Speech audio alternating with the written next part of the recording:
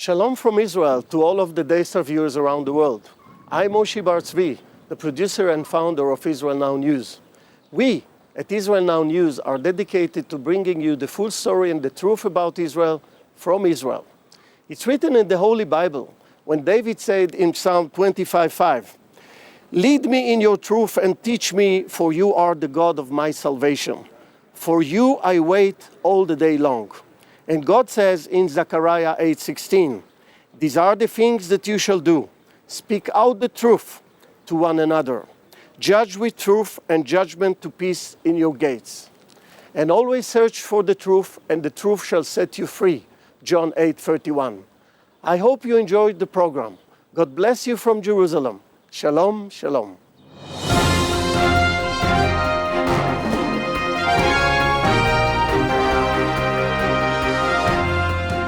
Welcome to Israel Now News. I'm Yochanan El Rome. And I'm Aaron Viner. In our top story, hundreds of rockets have been fired into Israel from the Hamas-controlled Gaza Strip. Israeli Defense Forces launched Operation Protective Edge last week after a relentless barrage of missiles penetrated deep into the heart of the country, pounding some of Israel's largest cities. The Hamas terrorist organization claimed responsibility for the rocket fire and threatened to attack Tel Aviv and other major Israeli cities. The Israeli army called up reserve troops and amassed soldiers along the Gaza border in preparation for a major ground offensive. Israeli Air Force jets struck numerous targets in Gaza, killing many Hamas terrorists and destroying missile launching sites and weapons storage facilities. Israeli Prime Minister Benjamin Netanyahu released a statement saying that Hamas chose this escalation and it will pay a heavy price for it. He warned that Israel is prepared to take off the gloves and fight a long and forceful operation in Gaza. In addition to fighting rocket fire in the south, escalating tensions on the northern border with Syria, and the devastating abduction murders in Israel's heartland, Palestinians and Arab Israelis have been rioting throughout the country, particularly in Jerusalem. Masked rioters have set fires, thrown Molotov cocktails and fireworks at police, and have completely destroyed multiple light rail stations in the Holy City, even ripping out the train tracks. Several fires have been set in the forested areas around Jerusalem, causing evacuations and the destruction of several homes. Parts of the Hadassah Ein Kerem hospital complex have been evacuated twice, and Israeli firefighters have been working overtime to extinguish the rapidly spreading blazes. Hundreds of Arabs have been arrested in the rioting, and several police officers have been injured. The damage to public infrastructure is estimated to run in the hundreds of millions of shekels. Meanwhile, the United States continues to reiterate its policy that Israel should exercise restraint despite the attacks on multiple fronts. Yochanan has more on that story. Yes, Aaron. U.S. President Barack Obama has published an opinion piece in one of Israel's far-left newspapers. In the article, Obama pressures the Jewish state to exercise restraint in the face of increasing terrorism. He praises Palestinian Authority leader Mahmoud Abbas, who recently formed an alliance with the Hamas terrorist organization, which is committed to Israel's destruction. Obama described Abbas as a counterpart who is committed to a two-state solution and security cooperation with Israel. The American president left out any mention of Israeli Prime Minister Benjamin Netanyahu in the article, showing his clear bias against the Jewish state. The U.S. State Department has also released several statements reiterating the U.S. policy of restraint in the face of rising tensions.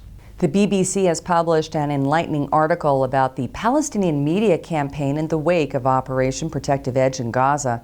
According to the report, propagandists using the hashtag Gaza Under Attack has been used hundreds of thousands of times to distribute photographs claiming to show the effects of Israeli airstrikes on Gaza. Those photos have now been retweeted more than 370,000 times, with what BBC discovered are falsified captions.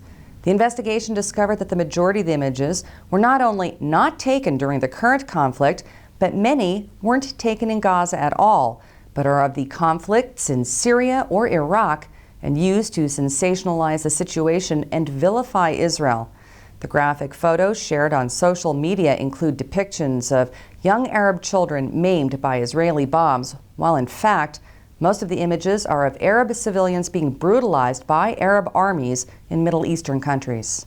Israeli police have released their findings into the investigation of a murdered 20-year-old Jewish woman. Shelley Dodon was killed by an Arab taxi driver in what appears to be a terrorist attack.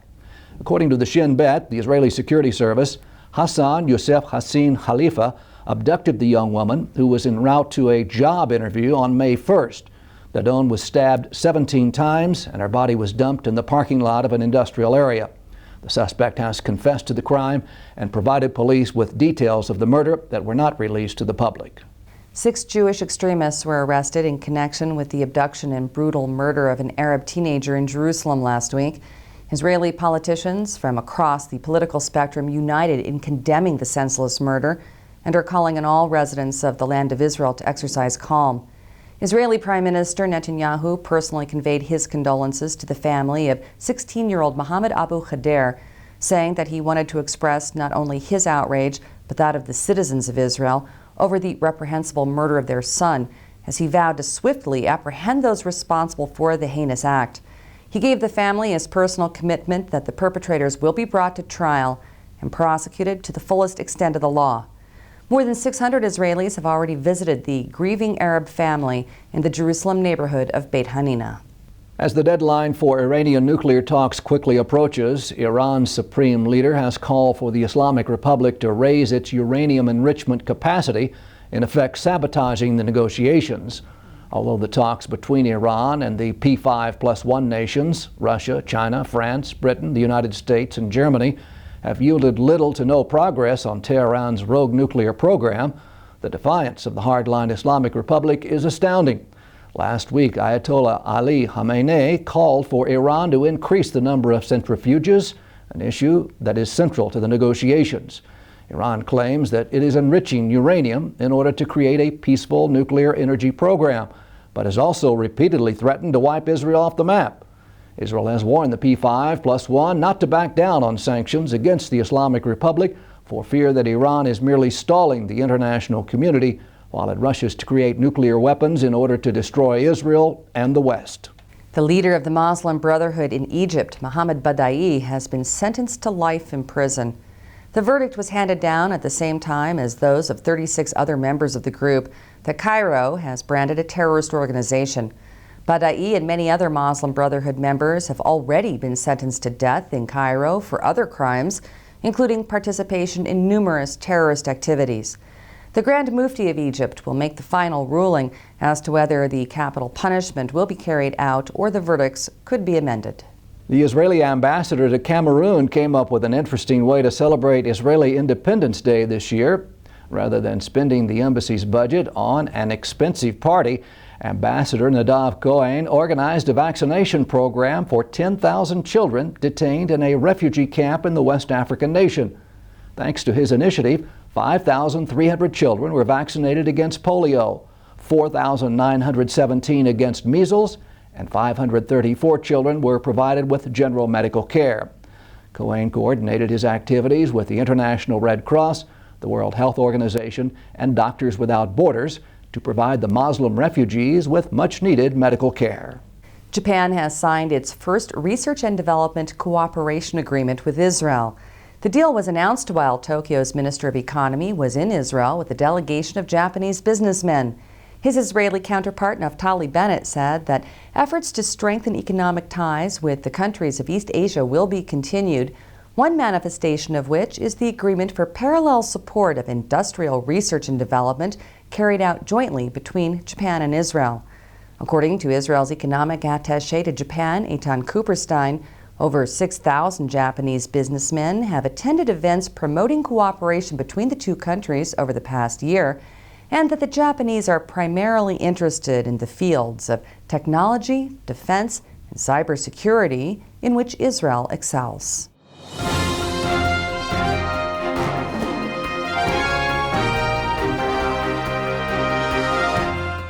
And that concludes the news portion of our show. Stay tuned for Ask the Source with Josh Reinstein.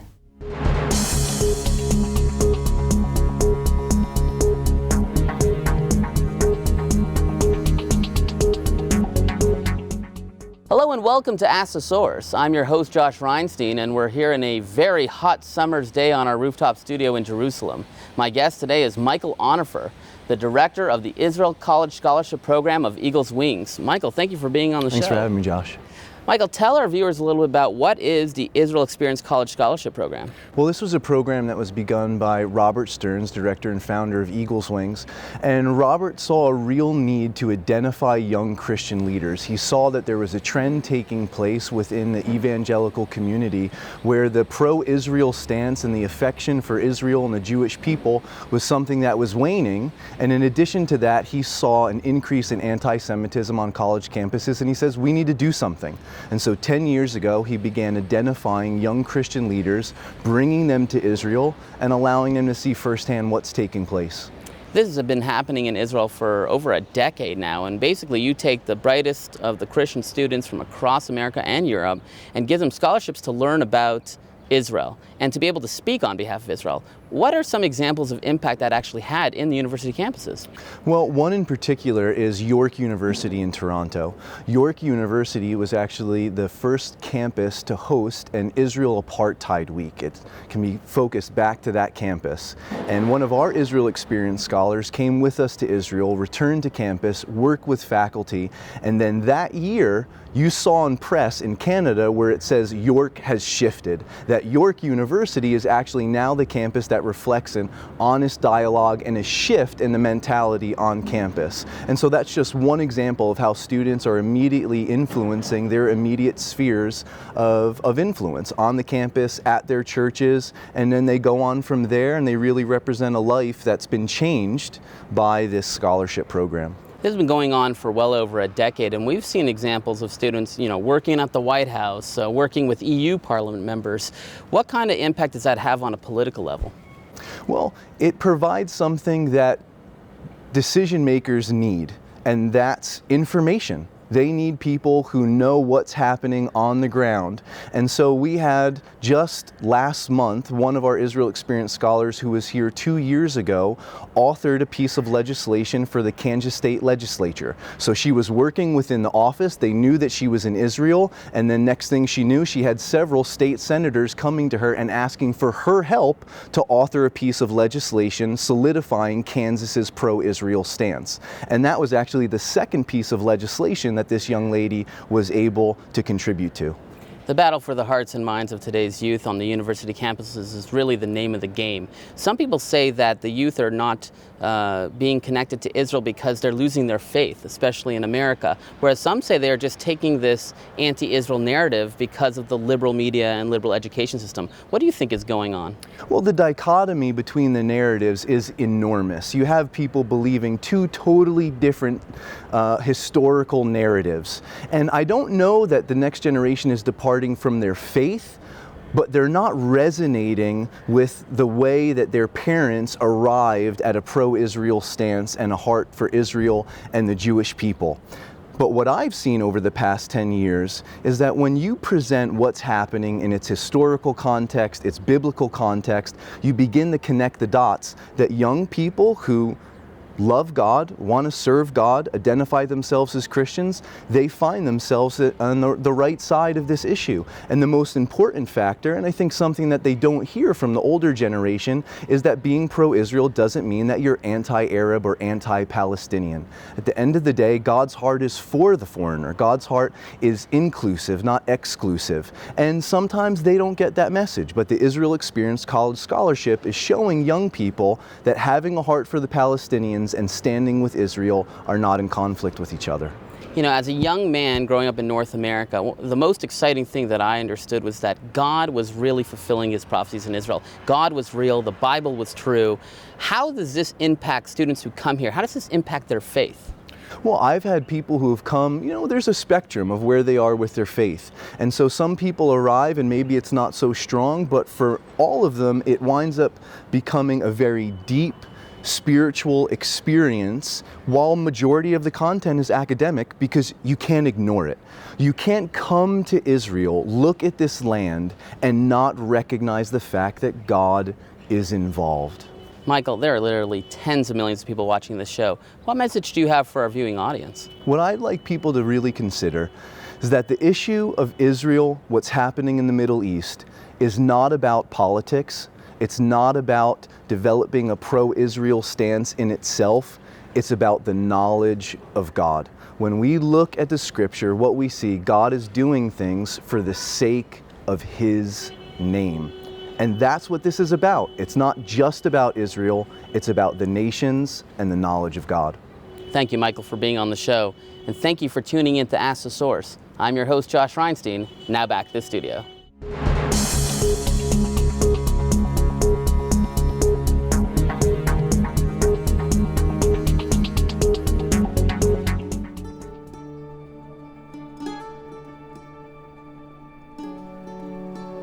This is Jerusalem, Israel's capital city. It's an ancient and modern treasure that is beyond belief.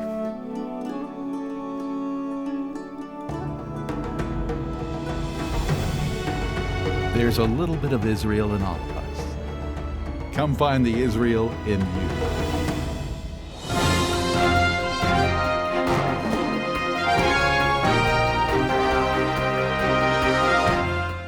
Up next, shining light from Israel.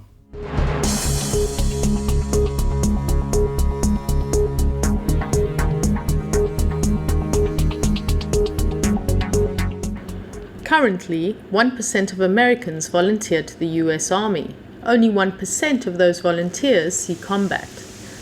Many who return wounded feel alienated and alone. I got blown up in Afghanistan. Everyone from my platoon's gone. I'm from a very small town, and no one in my hometown really went through what I went through. I had no one I could talk to about it. Everyone just kind of looked at me like, oh, he's just crazy.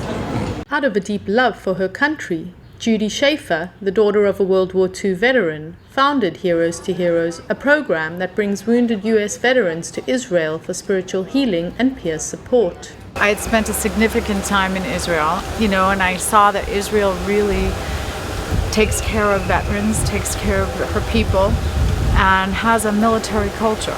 And I thought, wouldn't it be great to have a peer support program between American wounded vets and Israeli vets?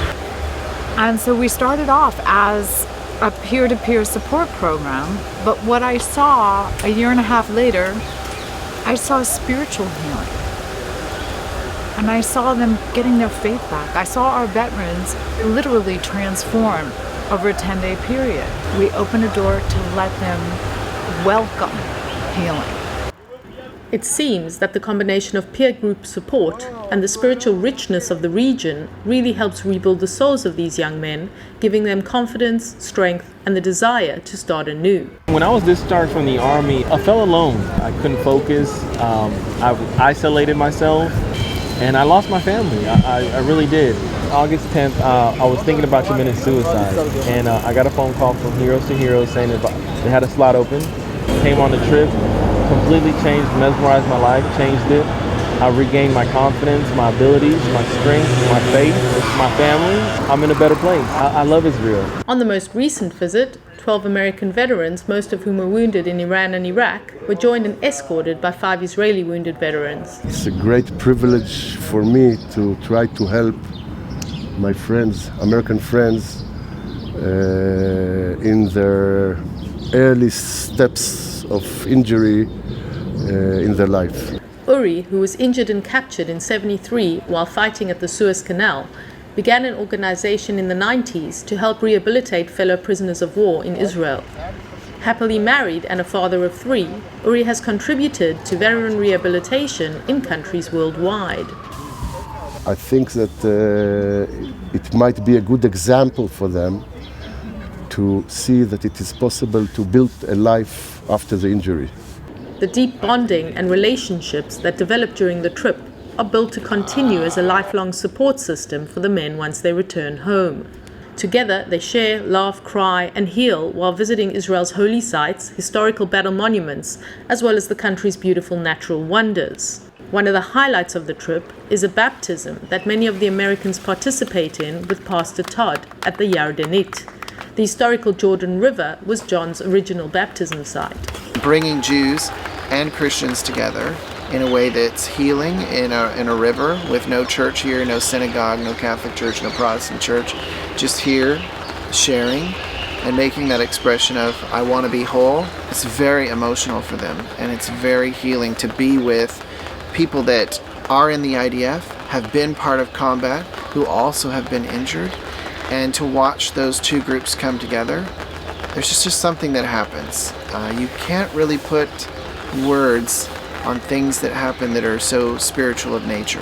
For veteran Marine Greg Kruder, visiting the Holocaust Museum Yad Vashem was the turning point in his healing process. The girl that was our tour guide started to recite the names of all the people, and she said something that was really moving. She said that it wasn't a number, it wasn't 6 million or 6 million plus, is that everyone had one story and one name 6 million plus times. And that really struck me because I loved the military. I did 19 years and I didn't want to get out. And then all of a sudden I was out because I was injured. And then when I came home and I tried to go back to work, I couldn't go to work because I was injured. And I became another number in a pile of numbers that had to go to get medical help or had to get benefits or had to go apply for this. It was my moment when I heard her say loud and clear, you have a name, everyone has a name. And that made a difference to me, and that really, that was the point that really changed things for me. I was able to get off a lot of my medications, had confidence and belief in myself again and the things that I did. Now I'm back again on a new trip as a coach and trying to help other wounded veterans have the same experience that I did. They want to be part of something. They're used to doing something that matters. And so to come back and not be able to do the things that they feel matters the most is crushing, and it would be crushing to anyone. Judy hopes to continue to help these heroes in need, open the door to a fresh start in life. These are all of our children. They raise their hands so my children could go to college and continue their lives. We want them to wake up tomorrow and say, I matter.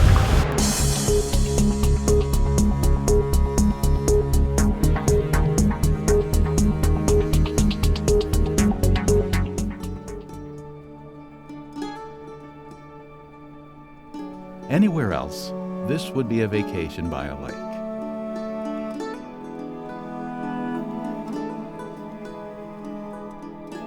But this is the Sea of Galilee. The wonders of Israel are beyond belief. There's a little bit of Israel in all of us. Come find the Israel in you.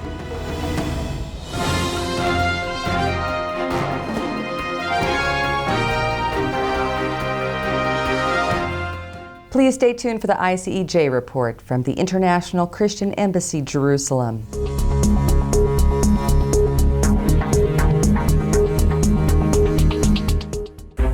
What an exciting place to be, what an exciting place to visit. I'm talking to you about the land of Israel, the place where Jesus was born, and Jesus did his full ministry and went up to heaven. We'll come back one day to this very same land. Now you have the opportunity to come and visit this place in the summer tour 2014. This place is colorful, it's tasty, it opens the Bible in a new way, and it is very diverse. I will give you a small tour. Now we're in the desert. The beach, culture, history, big city life, awesome food.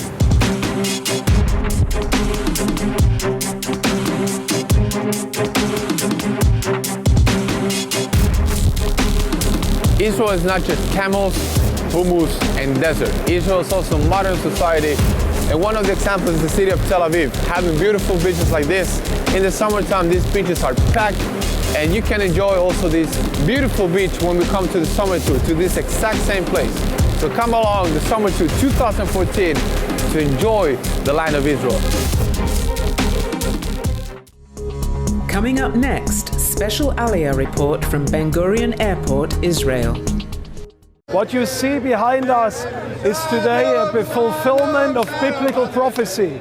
Behind me, Bnei Menashe from the country of Israel are arriving, and you are seeing today as prophecies being fulfilled in front of your eyes.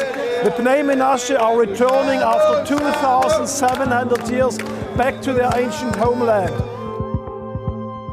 Therefore prophesy and say to them, Thus says the Lord God, Behold, I will open your graves and raise you from your graves, O people, and I will bring you into the land of Israel.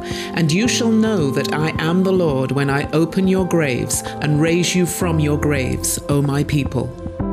And this is taking place today because Christians around the world were willing to listen to the voice of God and were contributing financially to pay for the flights of those Bnei Menashe to come back today to Israel. The prophet Isaiah says in Isaiah chapter 49 verse 22, he says, Behold, I am lifting up my hand to the nations, and they shall bring back your people from the four corners of this world, and they will bring them back to the land of Israel.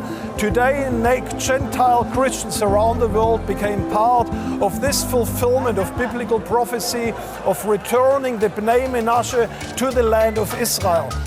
In the late 1970s, a few individuals from a small people group located in northeast India began to research the origins of their religious traditions and their ancestry. Their research led them to discover an ancestral connection to Israel. Under Persian rule, their ancestors traveled through the Silk Route to modern-day Afghanistan, Tibet, China, and finally to southeast India in the midst of Myanmar and Bangladesh. This group, called the Bnei Menashe or Sons of Menashe, are believed to be descendants from the lost tribe of Manasseh. Today, you can take part in the fulfillment of the ancient biblical promise to return the people of Israel to their homeland. The ICEJ has committed to sponsor future flights from northern India to Israel for an additional 250 Bnei Menashe. The flight costs for 250 Bnei Menashe to return is roughly $250,000 US. For many of the Bnei Menashe, returning to the land of the Bible is the fulfillment of a lifelong dream, and a gift of $1,000 can help make that dream a reality for one of these individuals. No gift is too small. Every donation we receive to assist us in this important work is greatly appreciated, so please give generously. Please help us in these coming weeks and months to bring more Bnei Menashe to the land of Israel. Become part of this modern day miracle of the prophetic fulfillment of ancient scriptures in our time, and help us with $1,000 per person to help them to return back to the land of Israel. To make a donation, visit our website at www.icej.tv. or send a check to ICEJ, P.O. Box 1192, Jerusalem 91010, Israel.